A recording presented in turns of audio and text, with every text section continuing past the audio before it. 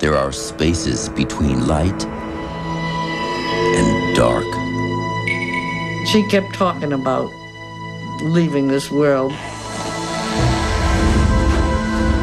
Between life and death. And I saw the figure of a woman, an old woman, float across the room. Within these spaces roam trapped souls. Souls that will no longer remain quiet. There was something that wanted me out of that house. He's getting closer. I don't know what to do. I just want him to run.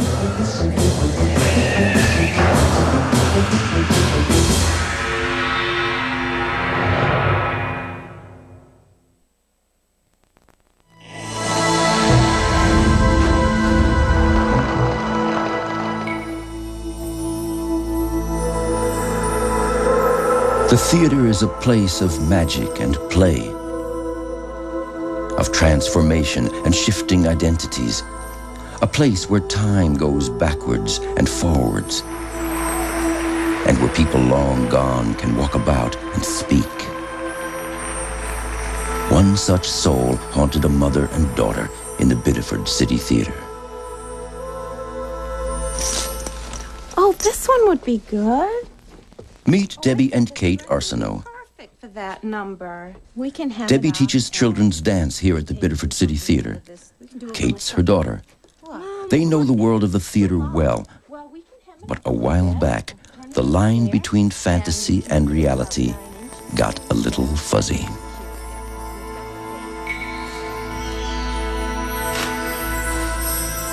During the summer, I was here with about 40 children for a summer camp, and they were upstairs in the theater having voice lesson, and I was downstairs making some lunches.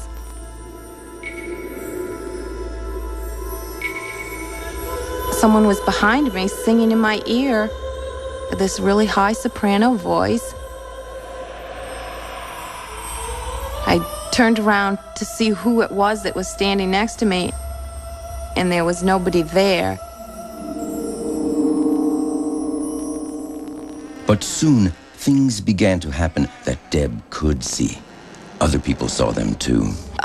It seemed to be every time we were in a rehearsal that the lights would start swinging.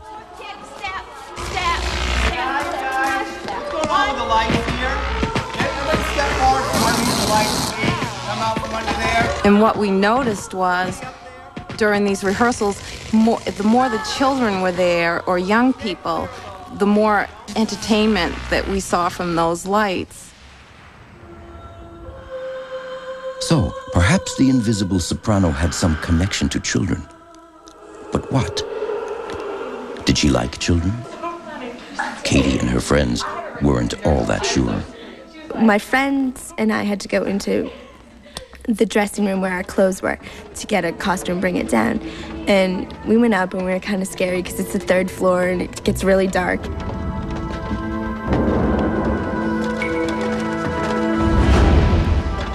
As we went into the dressing room, we heard footsteps right behind us, loud, heavy footsteps.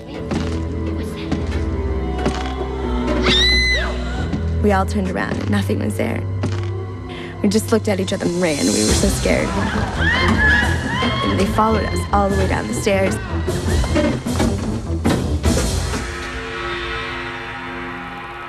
The rumor of a ghost traveled quickly to the local newspaper, and a reporter started digging through the theater's history for clues.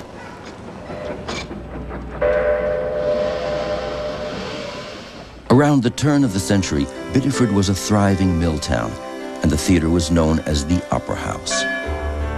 The reporters were looking for some connection between the ghost soprano and something that might have happened on the stage. They found it.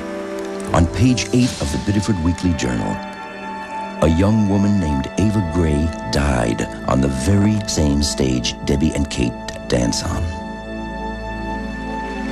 Ava was a singer, a lyric soprano with a traveling repertory company. She was touring alone with her young daughter.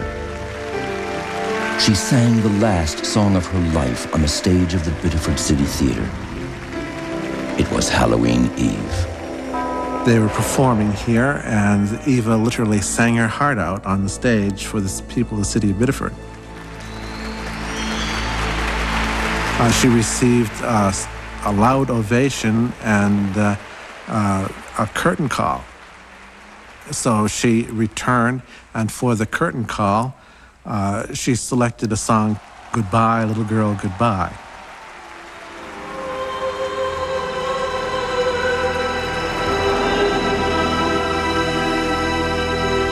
After she sang this song to her daughter, she walked off stage.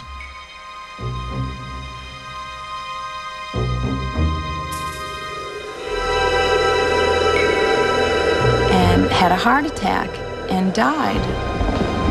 It was very ironic that her last song was Goodbye, Little Girl, Goodbye, when she had this 3-year-old little girl to take care of. Very sad tale. Now the bewildering events of the past few months seemed somehow different to Debbie Arsenault. Gone was any fear or sense of menace. The ghost had a name, the ghost had feelings, longings, and sorrows. It all just seemed to make sense now that she was, liking what was happening in this theater and liking the fact that I was here, that I was doing things with kids and bringing kids into the theater. Kate understood, too. The kind soul of a young girl went out to Ava Gray.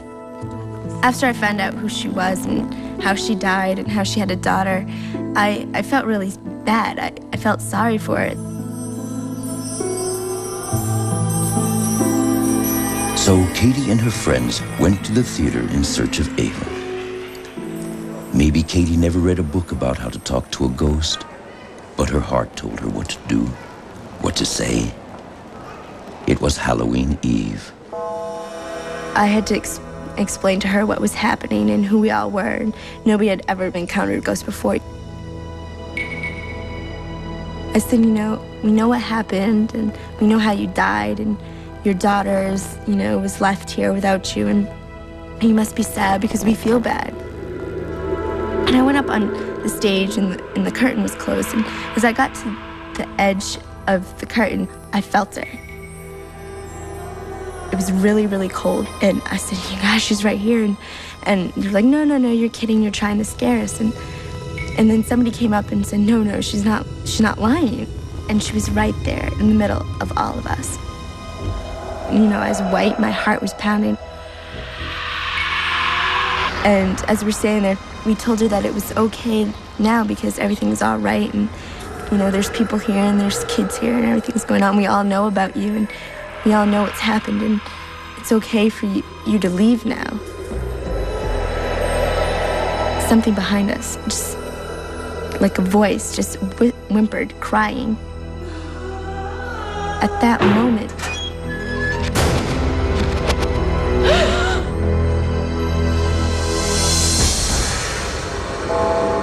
my mother opened the door and came in, and it broke the moment. And then after that, she was gone. We don't know what happened. She just left. I feel that Eva left happy, because I think she might have been here for a long time, really sad when we told her that, that we cared about her and that we'd miss her if she was to leave, but it was okay to leave. But I think she left happily. I really do.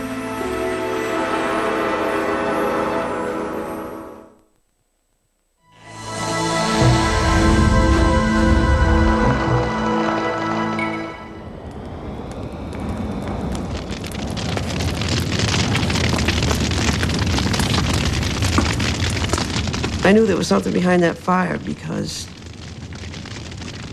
it had a life of its own. Carol says her grandma got so mad that she burned the house down. The strange thing was, she had been dead for years. To understand why a grandmother might come back and set fire to her family's house, we have to go back to a time when Grandma Helen Battistini was powerfully alive, when she exerted a mysterious influence that kept her family in line. She was a very powerful person. She dominated whatever space she took up. Every summer, Helen gathered her clan together in the Battistini compound on the coast of Maine. Her granddaughter Carol remembers the days when everyone used to get along so well. When I was a kid, we had a lot of fun here. We had company, there were people in and out. It was fun times. My grandmother, she didn't like anything better than someone coming over and talking with them, just chatting. Grandma was a gracious woman as long as everybody played by her rules.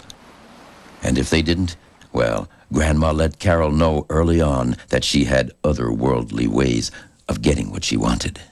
I used to ask her, Grandma, how come you always know where I am and what I'm doing, even though I'm blocks away? And she would always just kind of smile at me and say, well, you know, I'm a witch. And I never thought anything of it at the time. Many years later, Carol Schulte would find out that her grandmother could wield her power even from the grave. When she knew that her end was near, Helen retreated to one of the little back houses, and there she held court, watching over her brood until she died. She was just a few days out of the hospital, and I knew they couldn't do any more for her there. She was sleeping right in this room. She had a bed right over here against the wall. When I came down, and she wanted to die, and she put her arms up and she says, "Oh God, please take me, please take me." And with that, Helen was gone. Or so her family believed. Carol and her companion Dick moved with their kids into Grandma's house. Helen was no longer around to grant permission. Carol put her son Robert in Grandma's bed. My son would wake up in the middle of the night screaming. And of course, there was never anything there that we could see. Well, this went on night after night. After about the 5th or 6th or maybe 7th night of this, I came down the steps and demanded that, this has got to stop. Well, I'm going to prove to you there's nothing, there's nothing here. And I yelled at the thing that was knocking on the door, knocking on the windows, that if you're here, show yourself. And of course, she didn't show herself right then. But Dick's challenge was answered soon enough one night when he was sleeping. My eyes went wide open, and I looked over, and I saw the figure of a woman, an old woman, float across the room and out the window. And he said it was a scraggly old lady. It was all hunched over, terrible posture. She had like almost bald spots on her head. Her hair was very sparse, and she had a big nose and stern. And I said, "That's my grandmother." Why, Carol and Dick wondered, had the long arm of Grandma reached out from the grave? Carol's daughter Nancy and Dick's daughter April decided to find out. They called a family conference with Helen Battistini herself. Carol's daughter came over and said, we were messing around with doing a seance, and April really acted strange. You guys got to come over. They'd found a way to communicate with Helen. When we got over there, I could see that April was acting as a medium for my grandmother.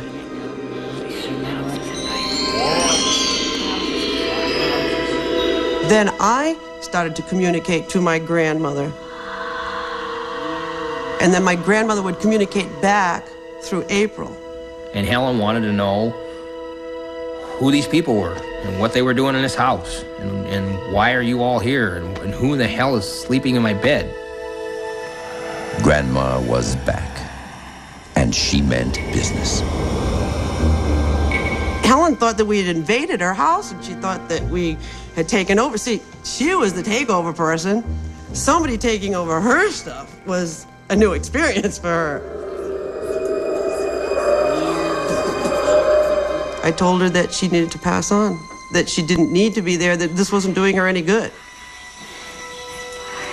But Carol had underestimated her grandmother. Helen wasn't going anywhere. Her job wasn't over yet. A family feud was simmering, and Grandma planned to put a lid on it.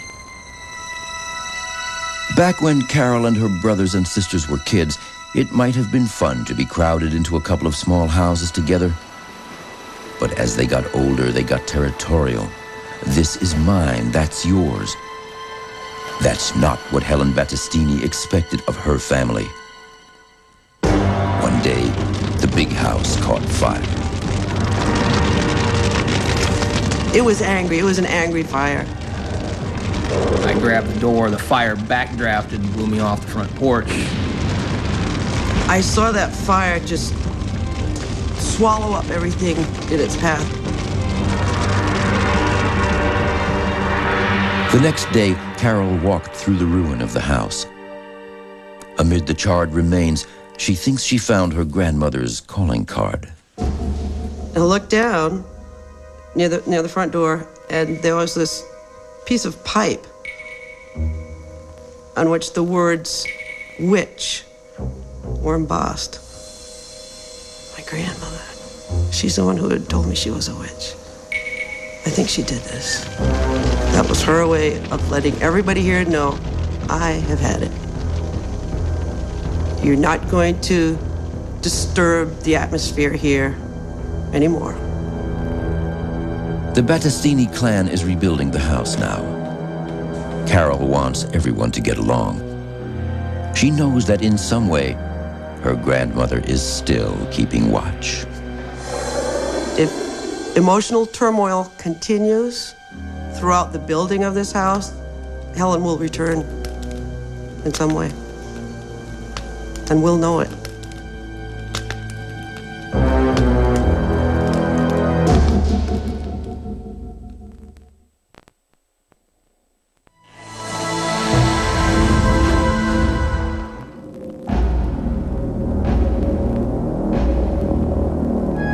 Never has more American blood been shed in battle than during the 4 violent years of the Civil War.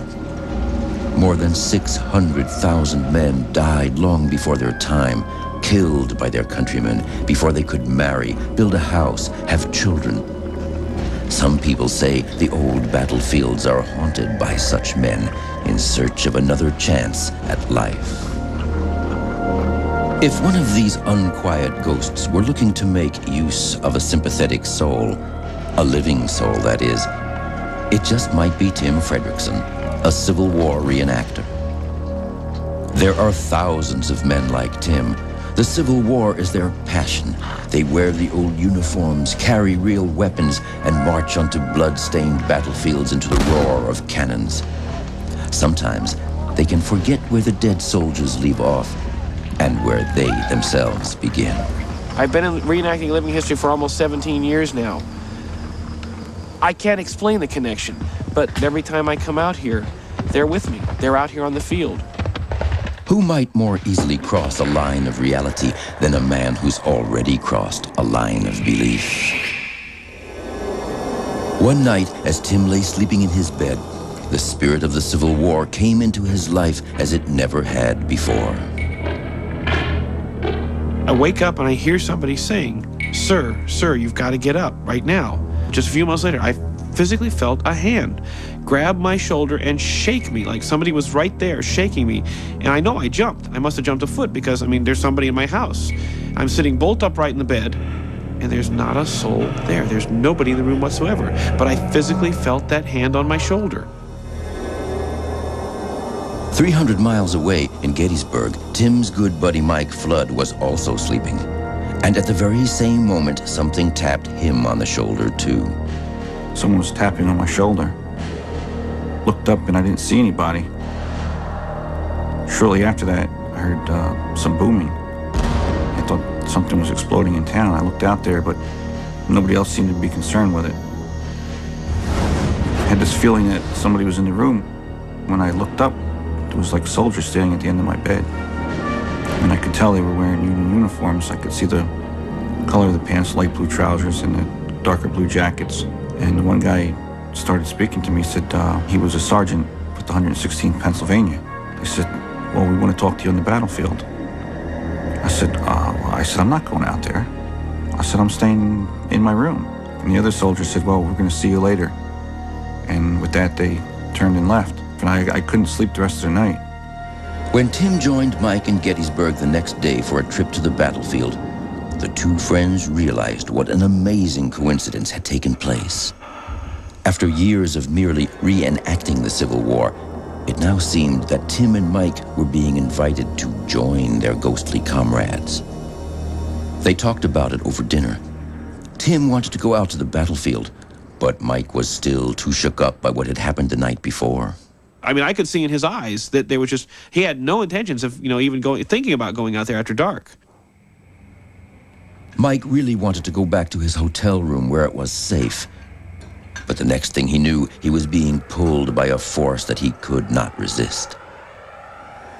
I got this really strange image that I was seeing these dead soldiers on the battlefield. Both Union and Confederate soldiers lying dead in the field. He just immediately says, we've got to pay the check and go right now. We have to leave right now. Tim Fredrickson and Michael Flood walked out of an ordinary restaurant in a small Pennsylvania town onto the hallowed battlefield of Gettysburg and into another dimension. I really could almost feel like there was a charge of electricity in the air. I knew that there was more than just Tim and I at the site.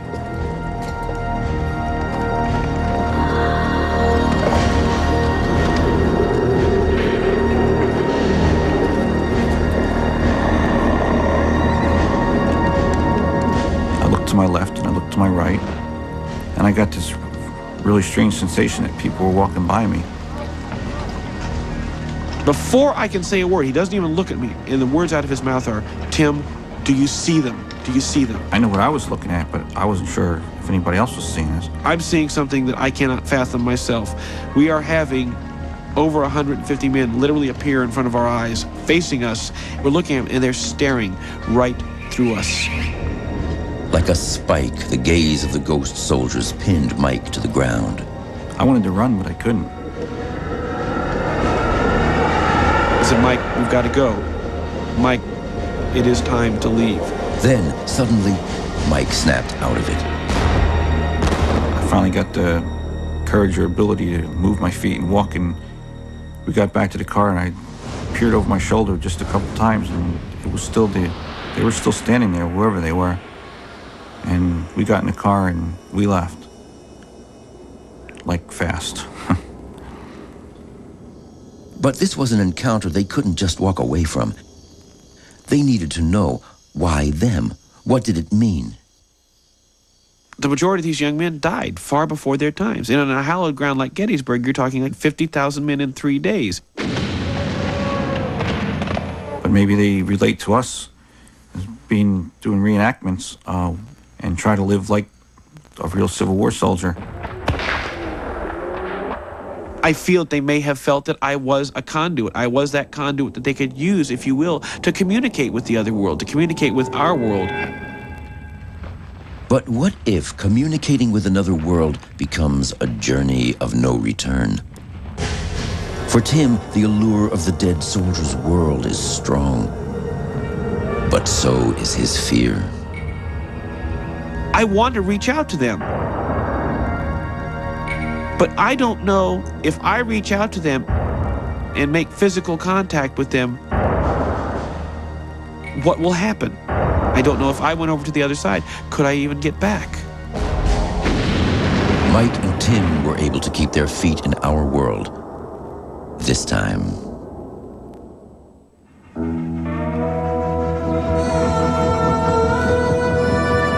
The Wild West. A land of violence and short lives, of massacres, stagecoach robberies, and range wars. A land where old ghosts roam, restless spirits of men who lived and died by the gun. This is the story of the ghost of Eugenio Salazar. In the 1880s, he was alive and young and very tough. He and his good buddy Billy the Kid palled around together, tempting fate and mocking death. Like the time they burst out of a flaming house into a hail of gunfire. They got hit, but they got away. Unlike Billy, Eugenio survived the violence of his times. He raised a family, and he put down roots in a quiet, peaceful canyon that still bears his name. The spirit of Eugenio was strong in this place, something to be respected. For more than 100 years, Salazars came and went, keeping the canyon the way Eugenio had left it.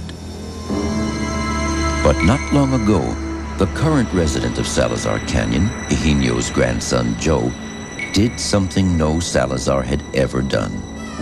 He began building his family a great big house right on top of his grandfather's little adobe. Joe was born too late to meet the old man, but as he would soon discover, disturbing Eugenio's property would be enough to bring him back.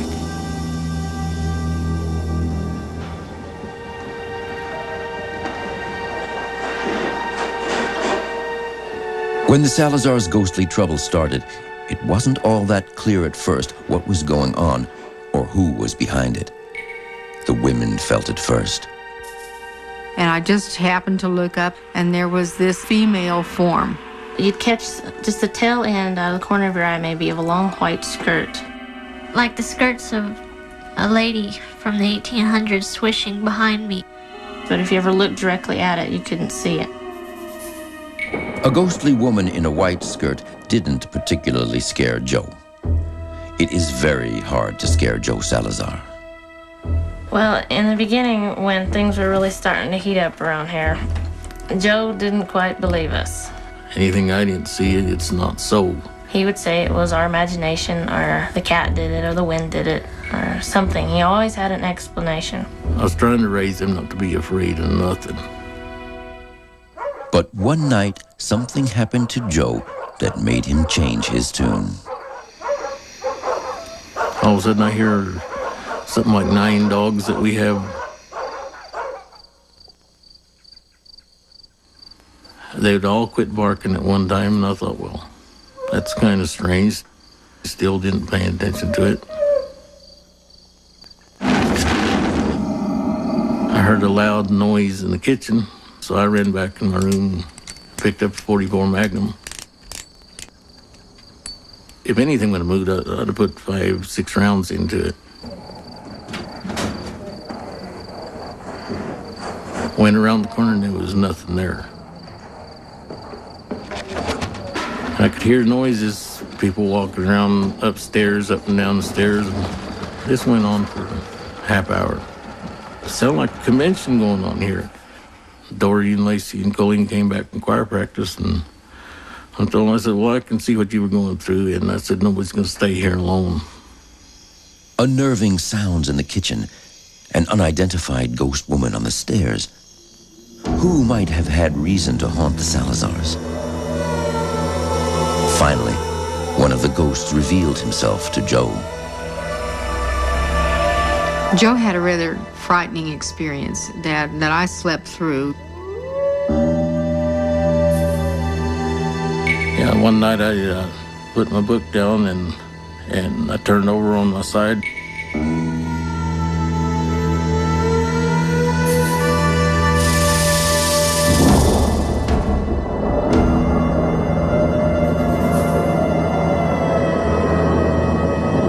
It's kind of frightening to turn the light out and see somebody standing 2 feet from you.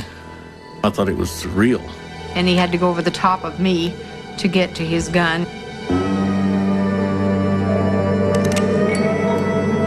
I looked into his face and he didn't show any expression at all. He was just standing there looking at me. Next thing I knew, it just disappeared.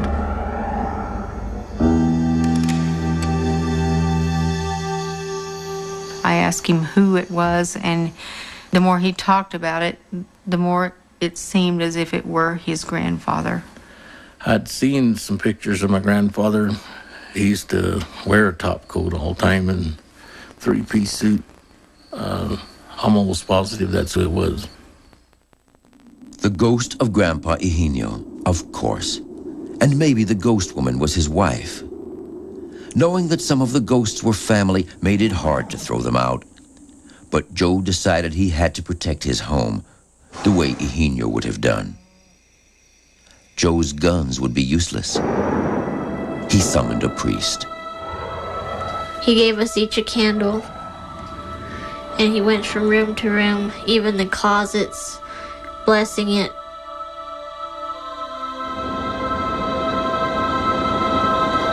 He asked the spirits to leave and go where they should be.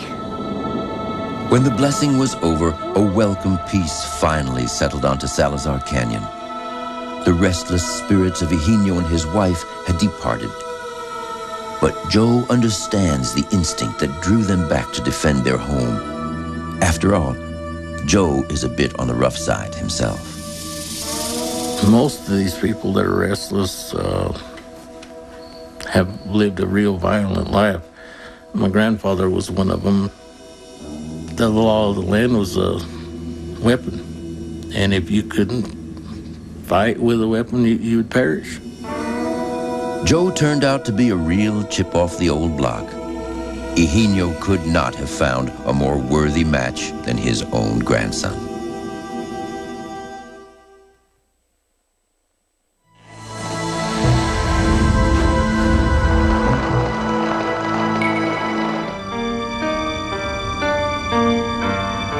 Chris Woodyard knows a thing or two about ghosts.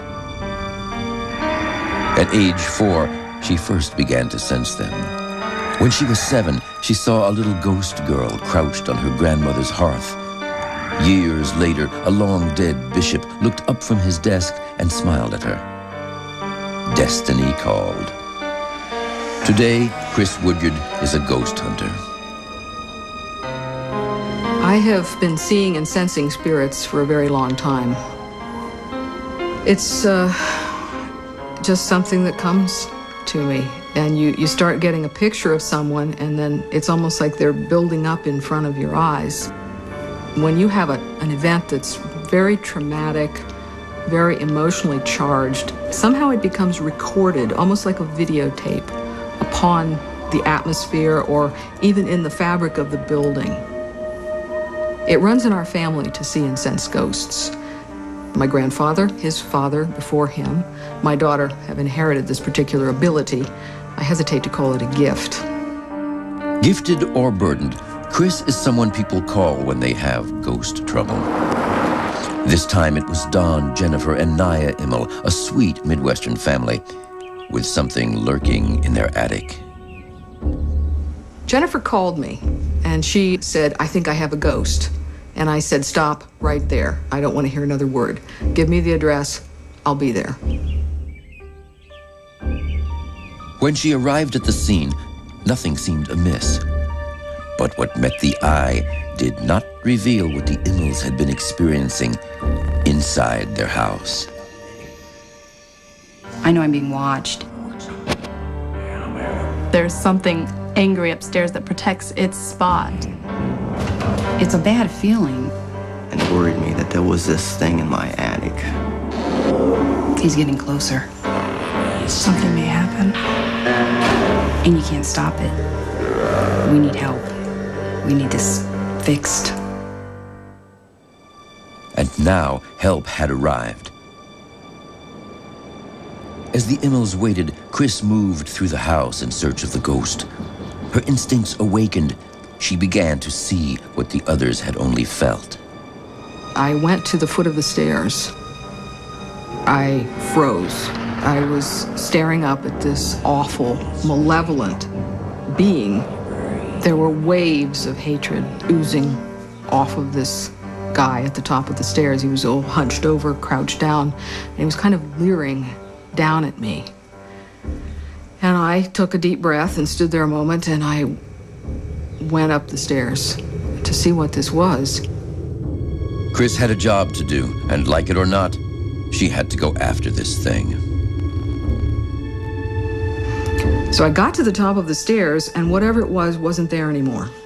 He had gone away, and I wasn't quite sure where. I thought maybe into the attic to my left. So I walked over to the attic, and I opened the door.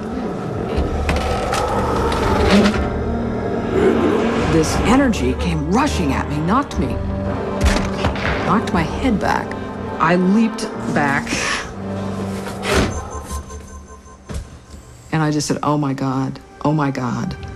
For the first time in her life, Chris had been attacked by a ghost. So this was the nature of the beast. What was she going to tell the Immels? I had never run into anything quite this negative, and I was afraid of scaring them. Chris decided it would be best to break the news gradually. I told them that I had felt a man, a very angry man, in the attic. The main place I felt him was in the attic. Images formed in Chris's mind. The ghost was a poor farmhand who lived in the attic. One night, worn out and alone, he died in his sleep. And he just didn't know he was dead. He woke up and he thought everything was fine, but nobody could hear him and nobody could see him. And he was trying frantically to make someone understand that he was still here. Anger is a very strong emotion, and perhaps that's the only way he could manifest himself. The ghost unveiled, Chris now had to give the Immels her conclusion. Better think about moving out. Is that bad? I couldn't live here. But they couldn't imagine leaving their dream house.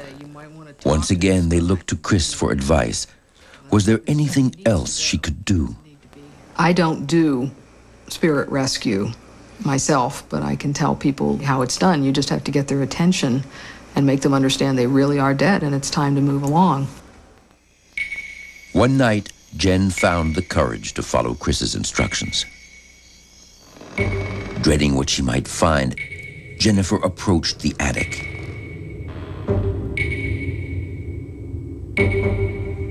As soon as she opened the door, she felt him there. She began to speak. I told him, we live here now. He doesn't belong here. It's just time for him to go. I was there another few seconds, and I got the impression he either wasn't listening, this wasn't working. So I said, if you want to stay, you need to stay up here. You need to leave us alone. Then Jennifer walked downstairs and back into the world of the living. She had done all she could. For the next few days, the Immels waited to see what would happen.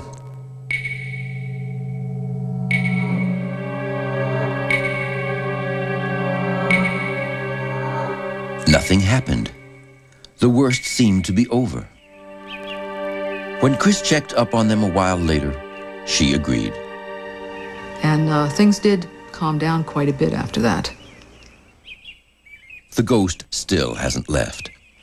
But at least he's coexisting with the Immels, and they feel they have Chris to thank for that. As for Chris, she'll remember that angry man in the attic for a long time to come.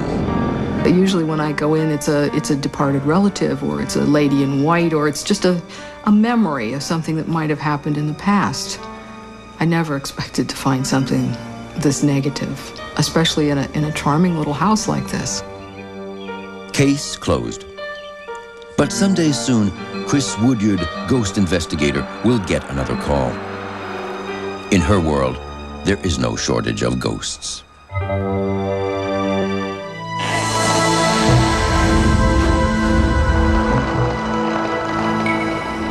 Most people don't really believe in ghosts.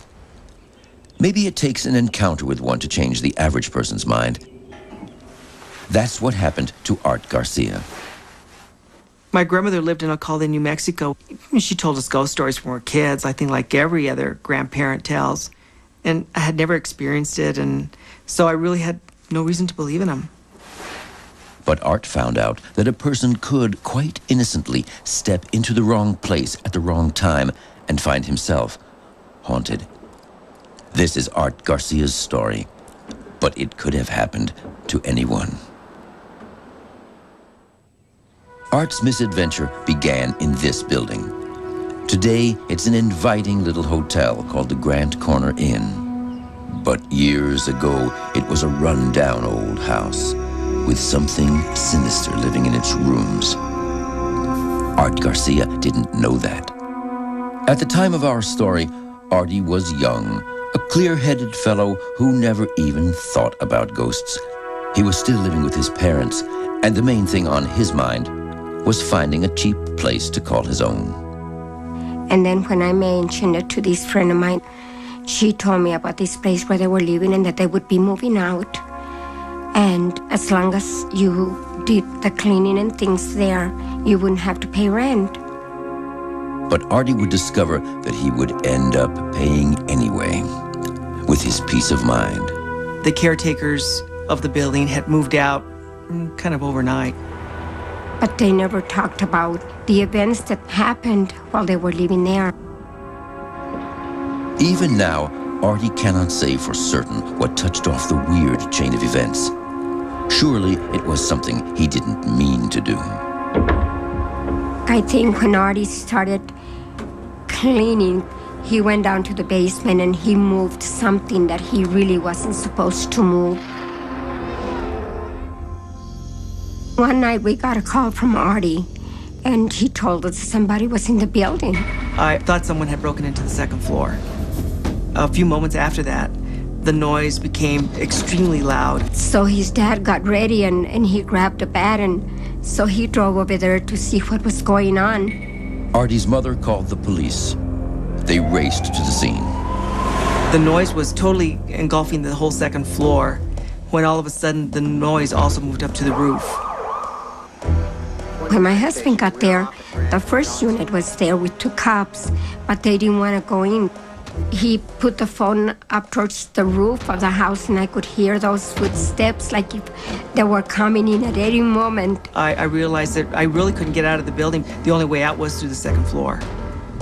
And I looked down the steps, and I heard whatever it was come through that door. And he kept telling me, Mom, they're coming and they're getting here, but I don't know what to do. The curtains were flying, and it had a horrible stench, like rotting flesh, like death. And I could feel it moving up the steps and brushed my side. It was freezing, and I knew I had to get out of here. I had to get out of this building. The next thing I knew, I was running down the steps to the second floor and then down to the first floor. When I got out that door, it was a complete relief. With Artie safely outside, the police entered the house and began a search. The only item left behind were all the frozen plants. They were brittle and fell to the floor. Looking back, Artie probably should have moved out of that house. But most of us don't like to turn tail and run. I told him, you better come home with your dad for tonight and see what happens. But then he said, no, I need to go back. I'm not going to be scared. So Art Garcia went back into the house on Grant Corner. And night after night, the same terrifying things kept happening. Artie's mother and father had tried to reason with him, but now they were gravely worried. They turned for help to their faith. A priest approached me and asked if he could come and assist with the problem. At that point, I was so exhausted, I agreed. And it was like a movie. We stood very close to him, and we followed him as he went through the entire house and blessed the entire house. The priest had finished, but something stayed behind. I started hearing voices and started experiencing phenomena in the house. I could hear them talking. Just as I thought I had heard a word, I couldn't make clear of it. I couldn't get the sense of it. I would stay so quiet to hear the conversation, and I could never make out a single word they said. Enough. Artie gave in, packed up, and got out. Now, years later, Art Garcia is safe in a new home of his own, and ghosts no longer bother him. This was really an experience for me, a real experience. I hope it never happens again. But it will happen again. Somewhere, somebody else will learn what Art Garcia learned the hard way. Certain doors are better left unopened.